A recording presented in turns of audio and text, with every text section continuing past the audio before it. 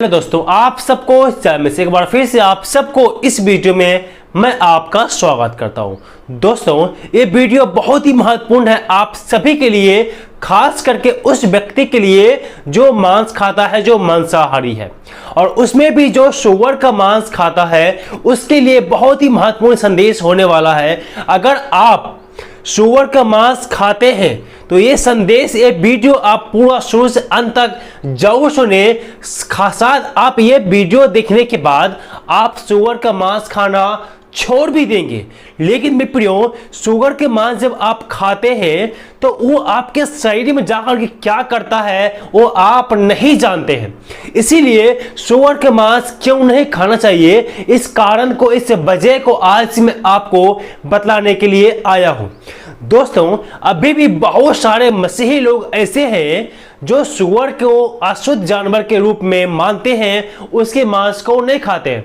और बहुत सारे मसीही ऐसे भी हैं जो सुअर को शुद्ध जानवर मानते हैं और उसे खाते हैं। तो मसीह में भी अलग अलग लोगों का विश्वास है, अलग अलग लोग मानता है।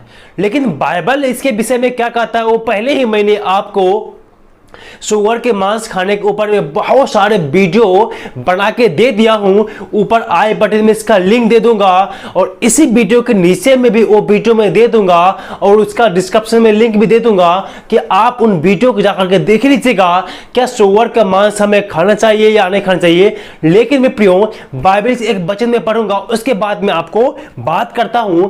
व्यवस्था विवरण उसका 14 अध्याय का 8 वचन में क्या लिखा है, फिर सुअर जो चिरे खुर का तो होता है परंतु पागुर नहीं करता, इस कारण वह तुम्हारे लिए अशुद्ध है। तुम ना तो उसका मांस खाना और ना उसकी लोथ को छूना। यही वो चीज ले व्यवस्था 11 के 7 में भी लिखा हुआ है। परमेश्वर ने इस्राएलियों को सुअर का मांस खाने के लिए मना किया था क्योंकि वह अशुद्ध जानवर है। यहां तक कि उसके लोथ, उनके शरीर को भी छूने के लिए परमेश्वर ने मना किया था। और आज भी बहुत सारे यहूदी लोग सुअर के मांस को नहीं खाते हैं और इस्लाम धर्म के लोग भी सुअर को नहीं खाते हैं। सुअर को खाना उसके लिए हराम माना जाता है। और बाइबल को पढ़ने वाला आज कितना लोग खाता है, कितना लोग नहीं खाता है। लेकिन अगर जो हम सारे बातों को निचोड़ निकालें तो बाइबल जो है आपको सुअर के मांस को खाने के लिए इजाजत देता है। अभी जो वचन मैं आपके सामने पढ़ा हूं, यहां तो परमेश्वर साफ साफ मना करता है। क्यों मना करता है? क्योंकि वो सुअर अशुद्ध जानवर है। क्यों अशुद्ध है? मैं पिछले वाले वीडियो में इन बातों को मैं बता चुका हूं। उन वीडियो को जाकर आप देख लीजिएगा, नीचे डिस्क्रिप्शन में उसका लिंक मैं आपको दे दूंगा। उन सारे वीडियो को आप देखिएगा तो आपको समझ में आ जाएगा कि सुअर को खाने से परमेश्वर ने मना क्यों किया था। लेकिन ये वीडियो मेरा थोड़ा सा टॉपिक अलग है। मैं इसमें ये बता रहा हूं आपको सुअर के मांस हमें क्यों नहीं खाना चाहिए। क्योंकि मैं प्रियो इन बातों को मैं आपको इसलिए जानना बहुत ही ज्यादा जरूरी है। बाइबल तो आपको नहीं रोकता है, आप खा सकते हो, लेकिन एक कोई कंपल्सरी, कोई जरूरी नहीं है कि बाइबल ने हमें खाने से इजाजत दिया है तो हम उसे खा ही ले। वो आप खाने या ना खाने के जो भोजन है, कोई भी मांस मछली है, आपके ऊपर डिपेंड करता है, आपकी सोच पे, आपके पसंद पर, आपके रुचि पर। अगर आपको पसंद है तो आप सुअर के मांस खा सकते हो। अगर आपको सुअर के मांस पसंद नहीं है तो आप उसे नहीं खा सकते हो। लेकिन आपको क्यों नहीं खाना चाहिए, इन बातों को आज इस वीडियो के माध्यम से आपको पूरी तरीका से पता चल जाएगा। दोस्तों, अगर दुनिया में देखा जाए ना, सबसे जो गंदगी में रहने वाला जो जानवर है वो हम सुअर को ही देखते हैं। सुअर ही एक ऐसा जानवर है सबसे ज्यादा गंदगी में रहता है और उसे गंदा पसंद है और वो गंदगी खा करके वो अपना मांस को शरीर में वो बनाता है। और सुअर के शरीर के जो बनावट है ना, थोड़ा अलग है। क्योंकि सुअर के जो शरीर है, उसके शरीर में पसीने को बनाने वाला जो ग्रंथि होता है वो नहीं होता है और सुअर को पसीना नहीं आता। पसीना नहीं आता है और उसके शरीर में जब गर्मी लगती है तो गर्मी को कम करने के लिए वो लगातार वो कीचड़ में या पानी की तरफ में वो भागता है, दौड़ता है, ताकि वो अपने शरीर की गर्मी को वो कंट्रोल कर सके। जब उसके शरीर में पसीना नहीं आता है तो अंदर के जो विषैले पदार्थ है उनके शरीर में, विषैले पदार्थ है, वो पसीना के माध्यम से वो बाहर नहीं आ पाता है। सारे विषैले पदार्थ उसके शरीर में, उसके मांस में वो चला जाता है और वो फैट को बढ़ाना चालू करता है, जिसके वजह से उसके जो शरीर का जो फैट है वो बहुत ज़्यादा बढ़ जाता है। देखते होंगे शुगर बहुत ज़्यादा मोटा तगड़ा बहुत ही कम दिनों में वो हो जाता है, क्योंकि वो खाना बहुत खाता है।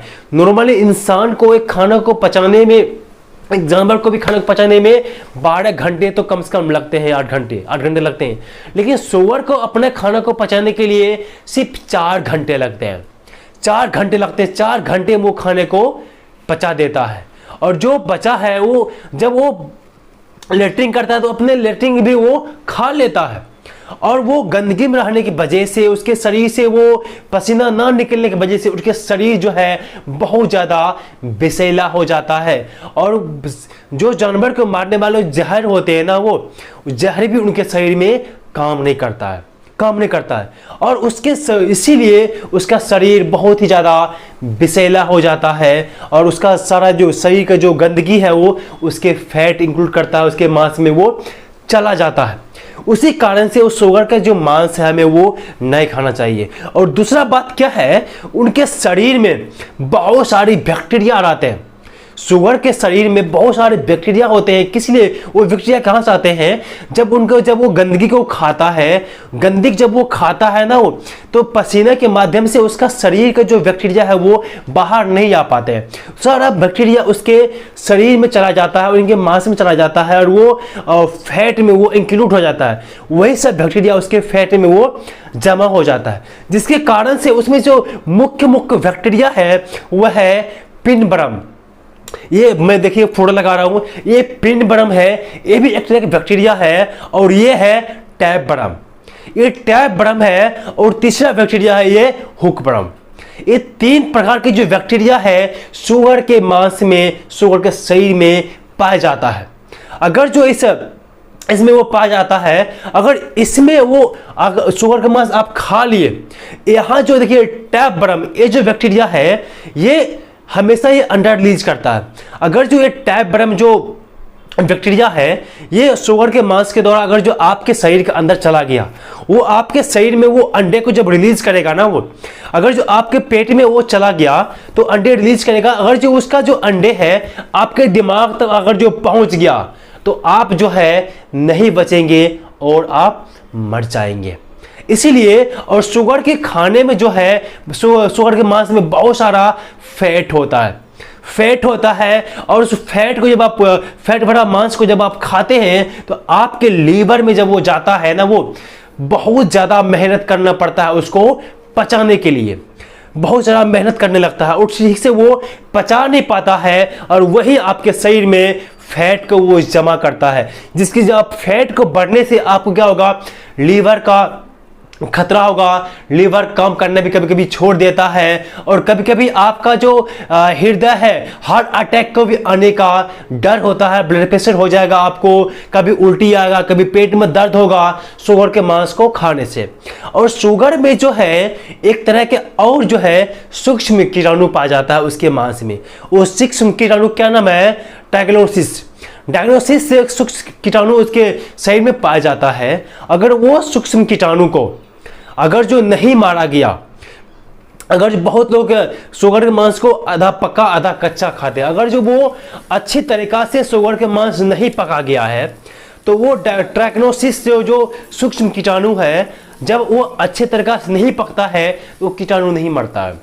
अगर वो कीटाणु के सहित आप मांस को, सुअर के मांस को खा लिए तो आपको हेपेटाइटिस ई होने का खतरा बढ़ जाता है, और बहुत सारे बीमारी के आप धीरे धीरे शिकार हो जाते हैं। और बहुत सारे शोधकर्ताओं ने जब ये निकाला, अगर जो नॉर्मली इंसान को अगर जो 10 में से 2 को हार्ट अटैक होता है तो सुअर के मांस खाने वाले में से 10 में से 4 व्यक्ति को हार्ट अटैक का खतरा रहता है। इसे शुगर के मांस जो है आपके शरीर, आपकी सेहत के लिए अच्छा नहीं होता है। हमेशा वो गंदगी खाता है और गंदे को खा करके वो अपना फैट, अपना मांस को वो बढ़ाता है। इसीलिए बाइबल तो आपको इजाजत देता है कि आप उसे खा सकते हो, लेकिन आपके शरीर के लिए जो सही है वही चीज आप, उसी चीज का आप सेवन करें। यही मेरा आपसे अनुरोध है। इसीलिए शुगर के मांस आपको नहीं खाना चाहिए। अगर इस जो व्यक्ति लंबे समय से शुगर के मांस खाता है, उनको देखेंगे, उनको उसका शरीर को फैट बढ़ के वो मोटा हो जाता है और नस संबंधित बीमारी होता है और उसके क्या बोलते हैं, उसके गठिया संबंधित बीमारी होता है, नस में जकड़न पैदा हो जाता है, मांसपेशी में उसको दर्द होना शुरू हो जाता है, पेट में दर्द होना शुरू हो जाता है। बहुत तरह की बीमारी आपके शरीर में शुगर के मांस के कारण ऐसा हो जाता है। जो लोगों को बाद में पता चलता है कि डॉक्टर बोलता है ये तो शुगर के मांस लंबे समय से खाने के दौरान आपको ये बीमारी हुआ है। इसीलिए अगर जो आप खाते हैं तो अच्छी तरीक़ा से उसे पका करके खाना चाहिए।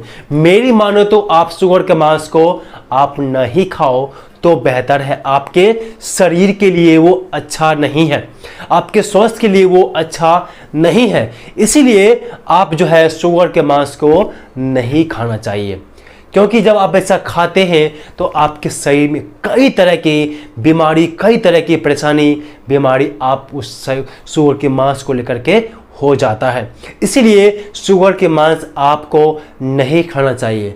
लेकिन मैं ज़्यादातर आपको बाइबल से संबंधित वीडियो बनाता हूं और बाइबल के अकॉर्डिंग, बाइबल के अनुसार आप खा तो सकते हो, शुगर मांस आप खा सकते हो, इसमें कोई दिक्कत नहीं। लेकिन उसके खाने से जो शरीर में जो नुकसान होता है, उन चीज़ों को आज मैं इस वीडियो के माध्यम से आज मैं आपको बतला रहा हूँ।